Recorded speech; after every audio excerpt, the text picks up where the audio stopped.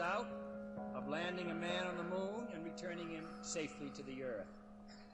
No single space project in this period will be more impressive to mankind or more important for the long-range exploration of space, and none will be so difficult or expensive to accomplish.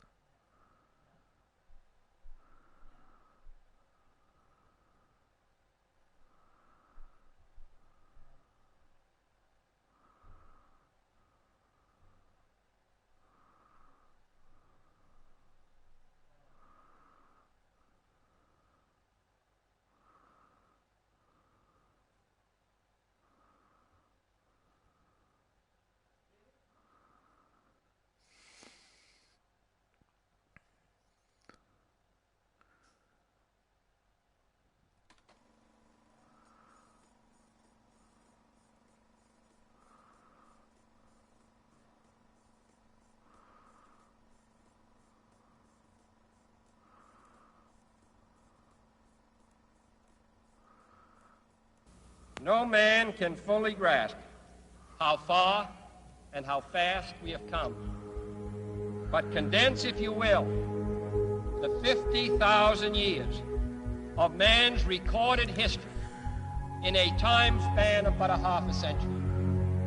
Stated in these terms, we know very little about the first 40 years, except at the end of them, advanced man had learned to use the skins of animals to cover them. Then about 10 years ago, under this standard, man emerged from his caves to construct other kinds of shelter. Only 5 years ago, man learned to write and use a cart with wheels. Christianity began less than 2 years ago. The printing press came this year. And then less than 2 months ago, during this whole 50-year span of human history, the steam engine provided a new source of power. Newton explored the meaning of gravity. Last month, airplanes became available. Only last week did we develop penicillin and television and nuclear power. And now, if America's new spacecraft succeeds in reaching Venus, we will have literally reached the stars before midnight tonight. This is a breathtaking pace, and such a pace cannot help but create new ills as it dispels old. New ignorance, new problems, new dangers. Surely the opening vistas of space promise high costs and hardships, as well as high reward. So it is not surprising that some would have us stay where we are a little longer, to rest, to wait. But this city of Houston, this state of Texas, this country of the United States was not built by those who waited and rested and wished to look behind them.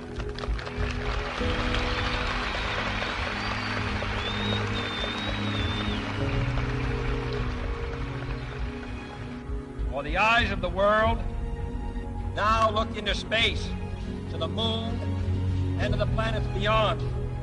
And we have vowed that we shall not see it governed by a hostile flag of conquest, but by a banner of freedom and peace.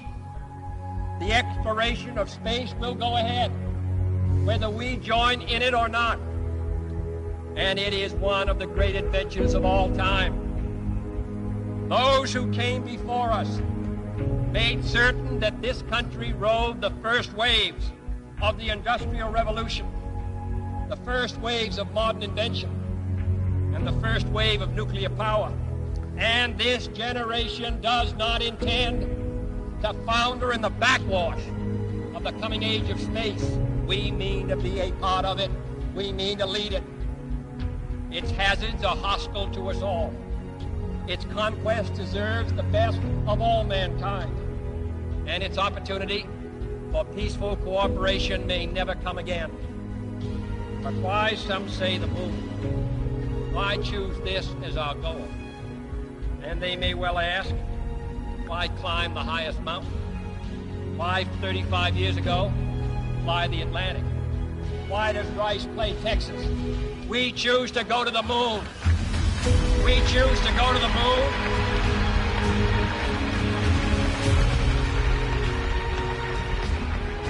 We choose to go to the moon in this decade and do the other things, not because they are easy, but because they are hard.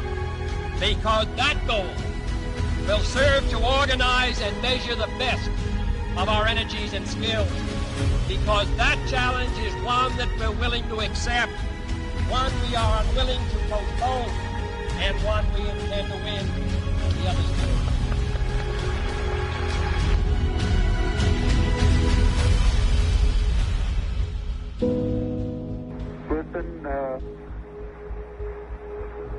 Tranquility Base here. The Eagle has landed. Roger, Tranquility. We copy you on the ground. You got a bunch of guys about to turn blue. We're breathing again. Thanks a lot.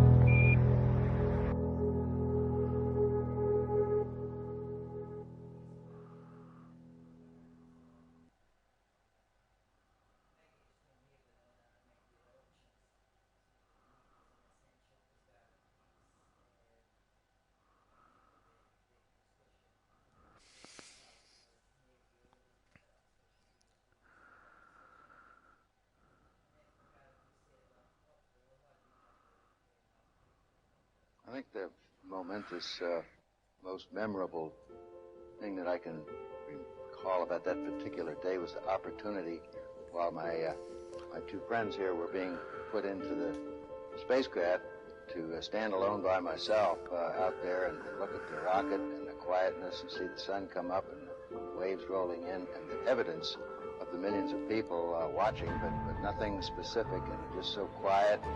To realize that indeed such a contrast was there for me personally, and that in a very few moments we were going to be departing in a great roar and off for a momentous event.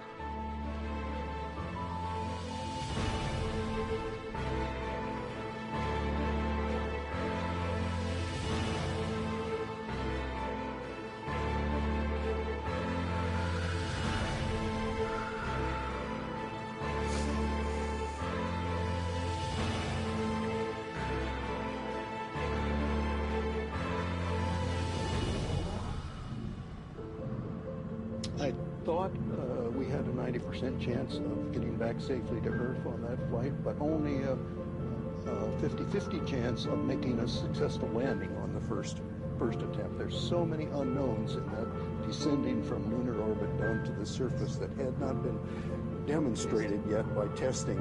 It's a risk-reward equation, and you're able to accept a level of risk so long as it's commensurate with the reward that you will get by achieving the goal that you're after.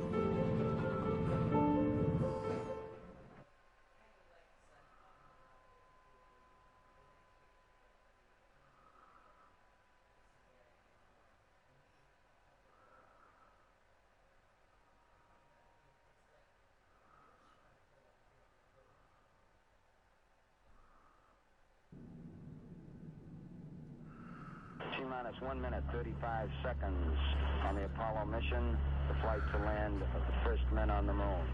All indications coming in to the control center at this time indicate we are go. 1 minute, 25 seconds and counting. Our status board indicates the third stage completely pressurized. 80-second mark has now been passed. We'll go on full internal power at the 50-second mark in the countdown. Guidance system goes on internal at 17 seconds, leading up to the ignition sequence at 8.9 seconds. We're approaching the 60-second mark on the Apollo 11 mission. T-minus 60 seconds and counting. We passed T-minus 60. 55 seconds and counting. Neil Armstrong just reported back. It's been a real smooth countdown. We passed the 50-second mark. Power transfer is complete. We're on internal power with the launch vehicle at this time. 40 seconds away from the Apollo 11 liftoff. All the second stage tanks now pressurized. 35 seconds and counting. We are still go with Apollo 11. 30 seconds and counting. Astronauts report it feels good. T-minus 25 seconds.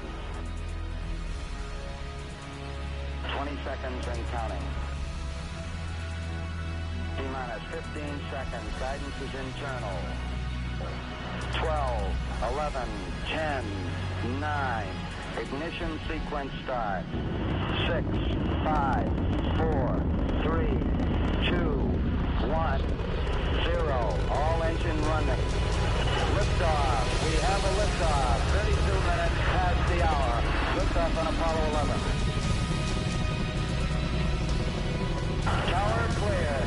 We got a roll program. Neil Armstrong reporting the roll and pitch program, which puts Apollo 11 on proper heading.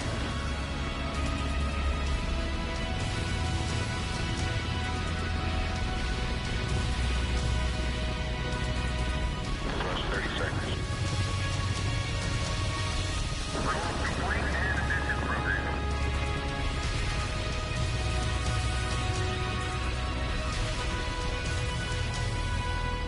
One round.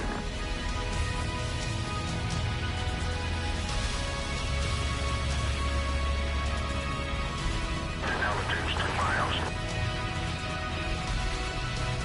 Oh, 11 Houston, you're good at 1 minute. Downrange 1 mile, altitude 3, 4 miles now. Velocity 2,195 feet per second. 11 Houston, thrusters go. All engines, you're looking good. Hi, Roger, you're loud and clear, Houston.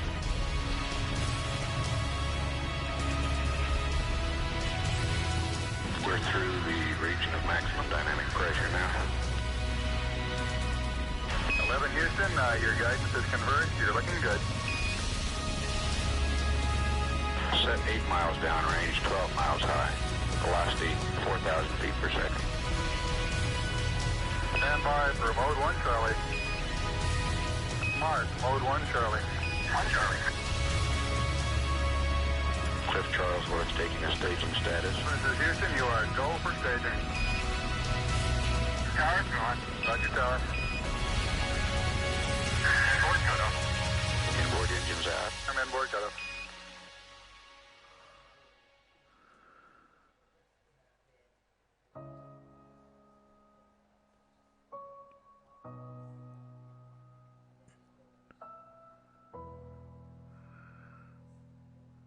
Houston, be advised the visual is go today.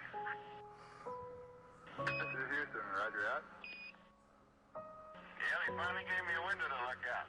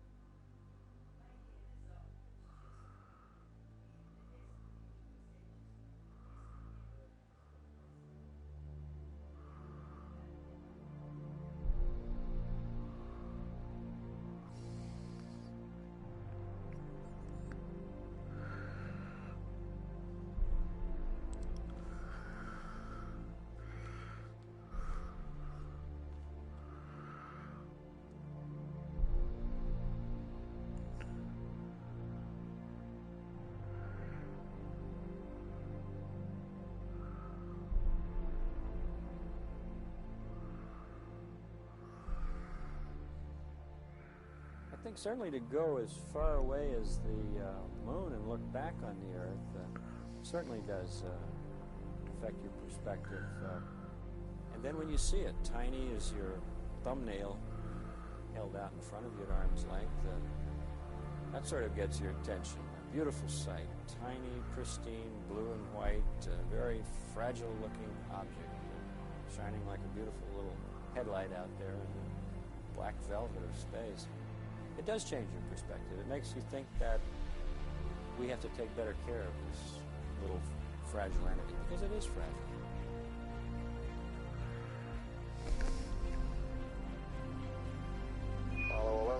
Houston. Slightly less than 1 minute to ignition, and everything is go. Roger, Apollo 11's go.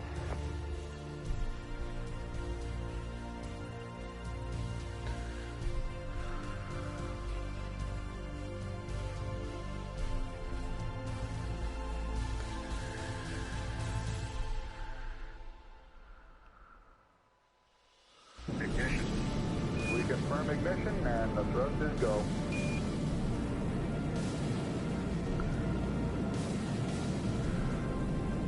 Apollo 11, this is Houston at 1 minute. Trajectory and guidance looks good, and the stage is good. Apollo 11, We're showing velocity 35,570 feet per second.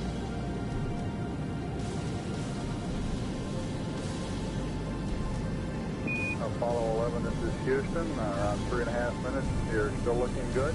Your predicted cutoff is right on the nominal. Roger, Apollo 11's go.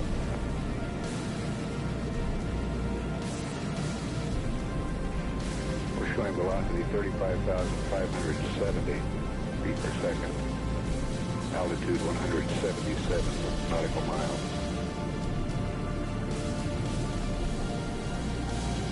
Apollo 11, this is Houston. You are go at 5 minutes. Roger, Apollo 11's go.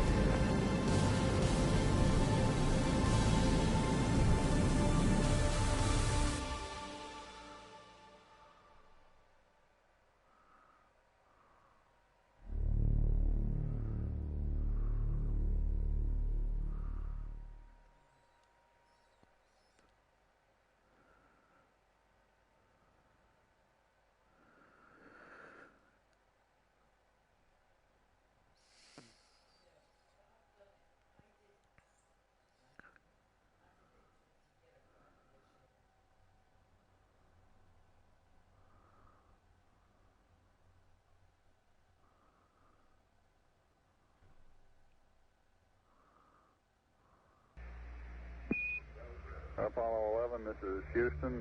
Your go for separation. Our system's recommendation is arm both spiral buses, over. Okay, spiral B coming armed. My intent is to use bottle primary one as per the checklist, therefore I just turned day on. Roger, we concur with the logic.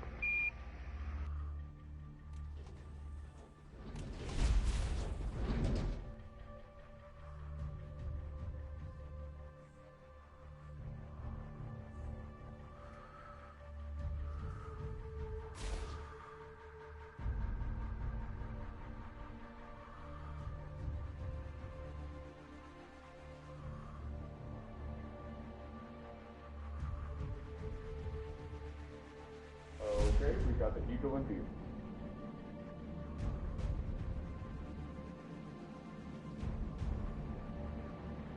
Moving forward.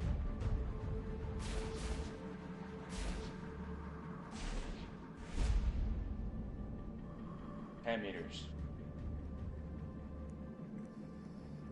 8 meters. 6.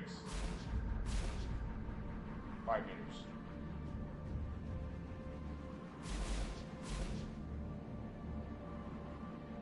3.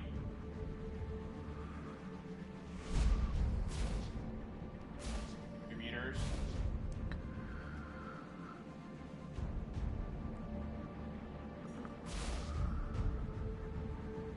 1 meter.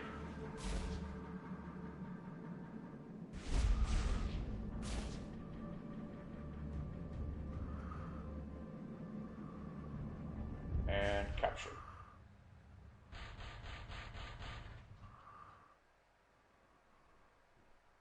Apollo 11, this is Houston. Radio check, over. Roger, we've got the high gain locked on now, I believe, auto track and now. Okay, you're coming in loud and clear, but Mike is just barely readable. How is Neil? How are you reading, Mike? Loud and clear now, Mike, and we understand that you are docked. That's fine. Houston, we're ready for LEM ejection. Roger, go for LEM ejection. Thank you.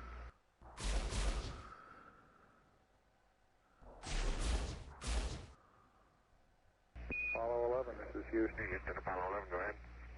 Roger. Could you give us some comments on how the transposition and docking went? Over. Yeah, I thought it went pretty well, Houston, although I expect I used more gas than I've been using in the simulator. Except for using a little more gas, and I'd be interested in your numbers on that. Everything went nominally. This is Houston. Roger, we copy.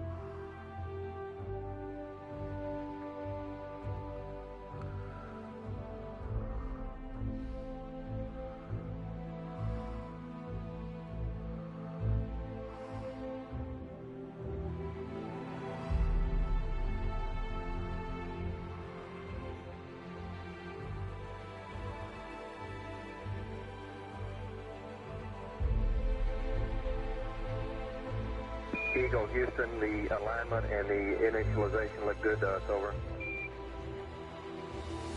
Roger, thank you.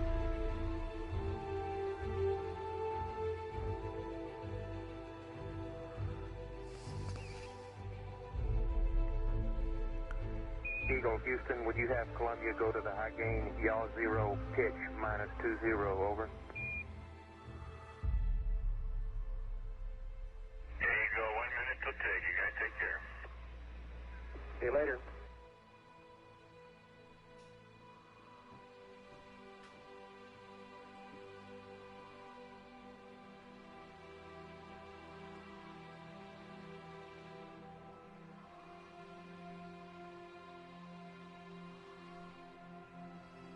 Apollo 11, Houston, we are go for undocking, over.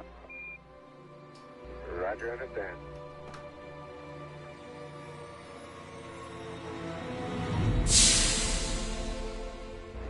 Roger, Eagle, undock. Roger, how does it look? Eagle has wind. Roger.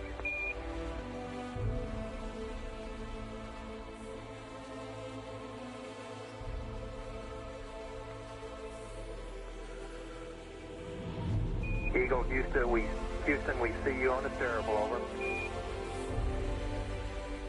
I do believe you got thrusters on board that vehicle. Okay, you got it. Do it later. Roger, let us know when you're ready to copy. We have a DOI pad and a PDI pad, over. Guidance says we're go. Coming up on 5 minutes to ignition. Gene Kran's getting a go, no-go for descent. Okay, all flight controllers, I'm going around the horn. Make your go, no-goes based on the data you had for an LOS. See, we got it back. Give you another few seconds. We're going, flight. Okay, retro, go. Vital, go. Guide, go. Control, go. Self-com, go. GNC, go. Ecom, go. Surgeon, go. Capcom, we're go to continue PDI.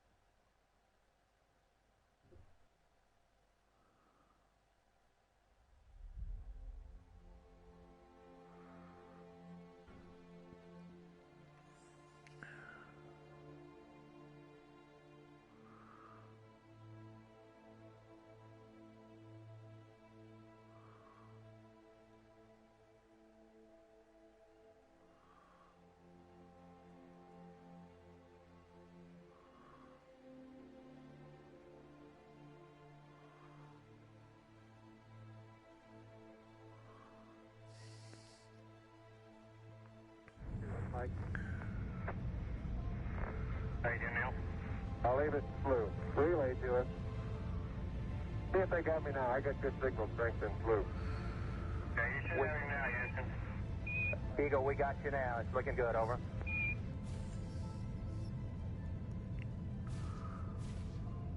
Eagle, Houston, after yaw around, angled S-band pitch, -9er, yaw, +18.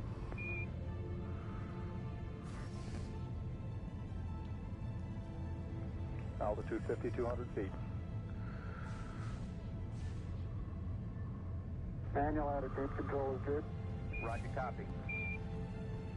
Altitude 4,200. Houston, you're a go for landing, over. Roger, understand. Go for landing. 3,000 feet. Top alarm. 1201. 1201. Roger, 1201 alarm. Where go? Same type. Where go? 2,000 feet. 2,000 feet. Into the ag. 47 degrees. Roger. 47 degrees. Eagle looking great. Your go. Altitude 1,600. 1,400 feet. Still looking very good. Roger, 1202. We copy it. 35 degrees. 35 degrees. 750. Coming down to 23. 700 feet, 21 down. 33 degrees. 100 feet down at 19. 540 feet down at 30 and at 15.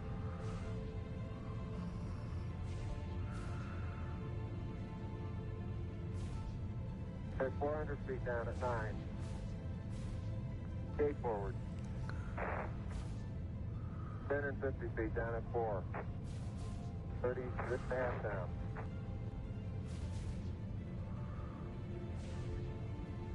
They're pegged on horizontal velocity. 300 feet down, 3.5. 47 forward. On 1.5 down. 70.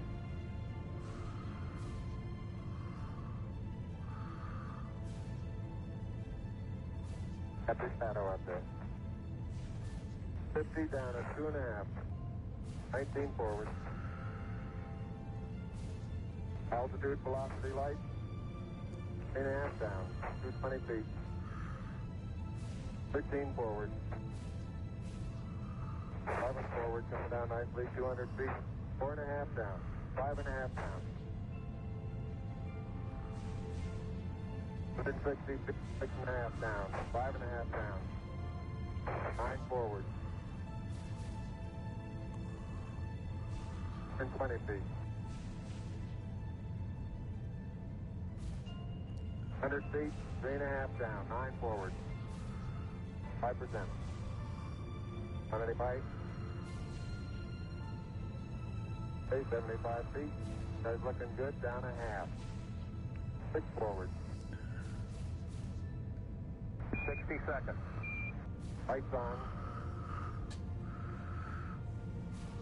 Down 2.5. Forward.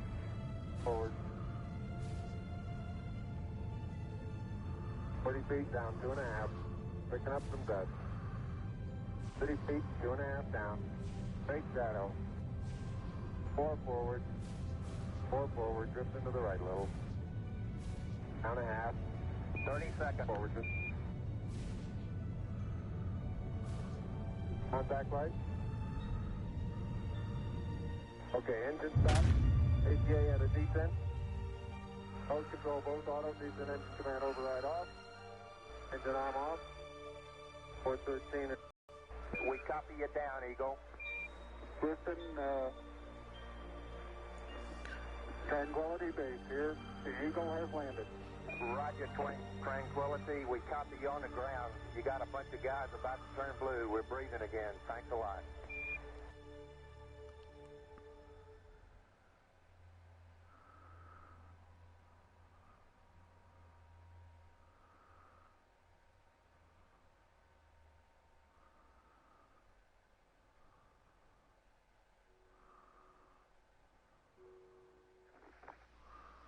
I'm at the foot of the ladder. The limb footbeds are only depressed in the surface about 1 or 2 inches, although the surface appears to be very, very fine-grained as you get close to it. It's almost like a powder.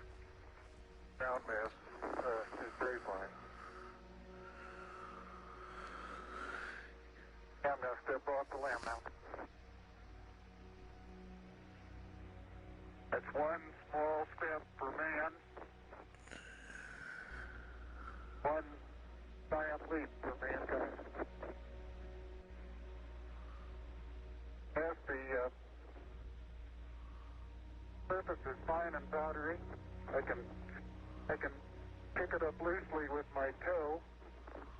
It does adhere in fine layers, like powdered charcoal, to the sole and sides of my boot. I only go in a small fraction of an inch, maybe an eighth of an inch, but I can see the footprints of my boots and the treads and the fine sandy particles. Neil, this is Houston. We're copying.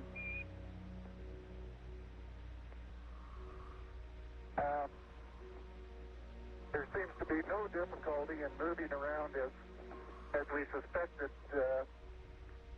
It's even perhaps easier than the simulations of 16G that we performed in various simulations on the ground. Absolutely no trouble to walk around.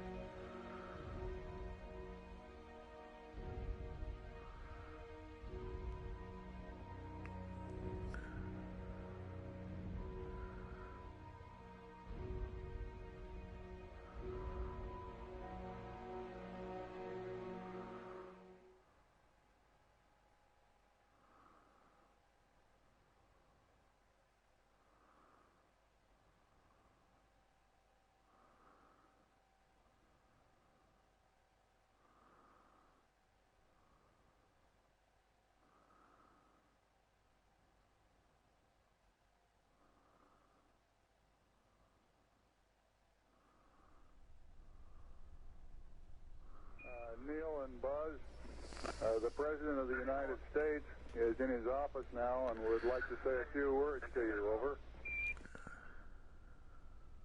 That would be an honor. Go ahead, Mr. President. This is Houston out. Hello, Neil and Buzz. I'm talking to you by telephone from the Oval Room at the White House. And this certainly has to be the most historic telephone call ever made. I just can't tell you how proud we all are of what you do. For every American, this has to be the proudest day of our lives.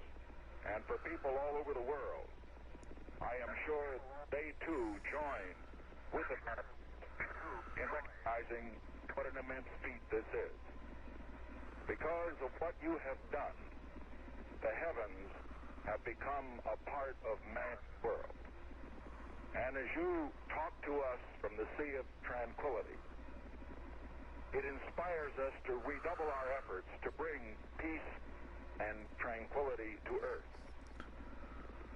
For one priceless moment in the whole history of man, all the people on this Earth are truly one. One in their pride in what you have done, and one in our prayers that you will return safely to Earth. Thank you, Mr. President. It's a great honor and privilege for us to be here representing not only the United States, but men of peace of all nations, and with interest and a curiosity and with a vision for the future. Honor for us to be able to participate here today.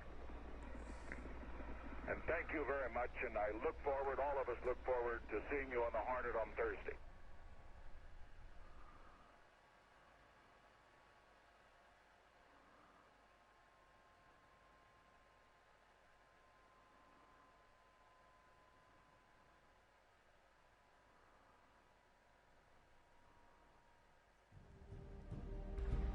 Tranquility Base, Houston.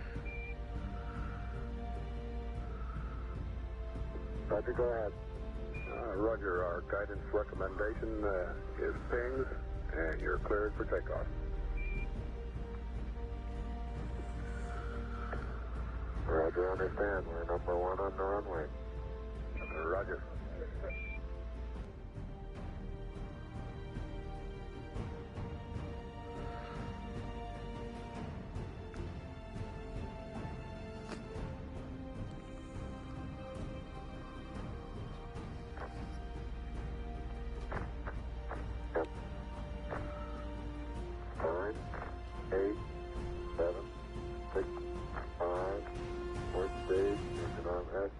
Proceed.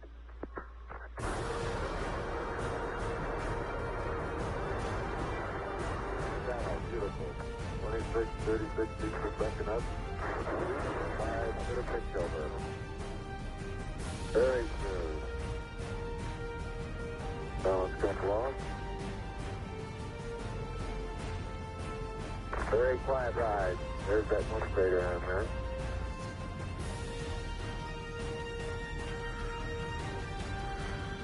1,000 feet high, 80 feet per second vertical rise. Here you go, Houston. Request manual start override. Roger. 2,600 feet altitude. Here you go, Houston. You're looking good to us.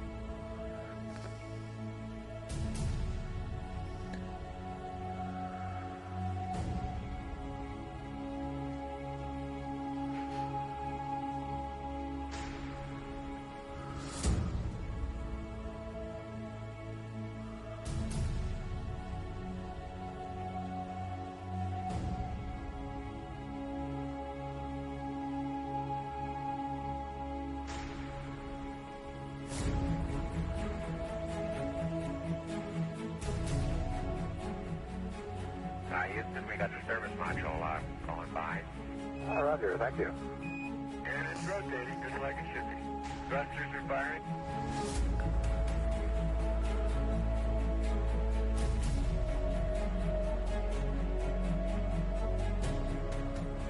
nautical miles high, velocity 33,000 feet per second.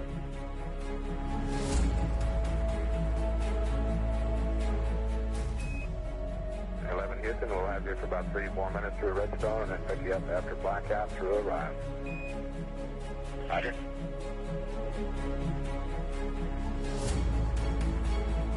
Guidance reports Apollo 11 right down the middle of the corridor. And 11 Houston, you're going over the hill there shortly. You're looking mighty fine to us. See you later.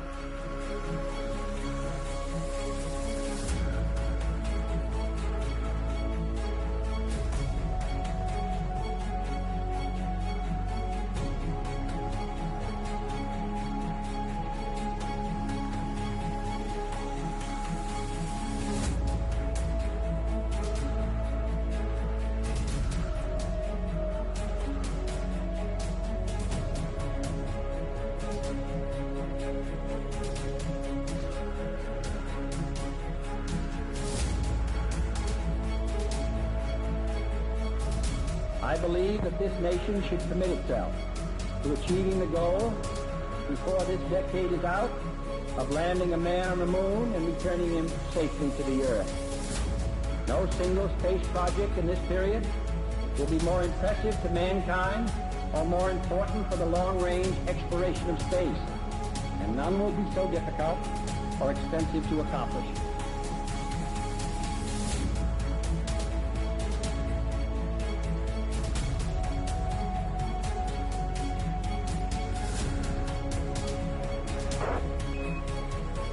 Apollo 11, Houston, through our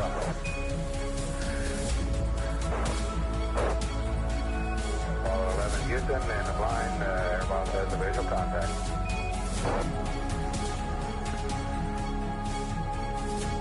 Apollo 11, Houston, standing by for your dispatch reading, over. Apollo 11, this is Hornet, over. Apollo 11, read the last clear. Our position 1330, 16915. Aircraft reports visual with 3 full tubes. Condition of crew, over. 3,500 feet on the way down. 11 is Hornet, copy. 11 Hornet, what's your splash down here, over? Okay, splash down here.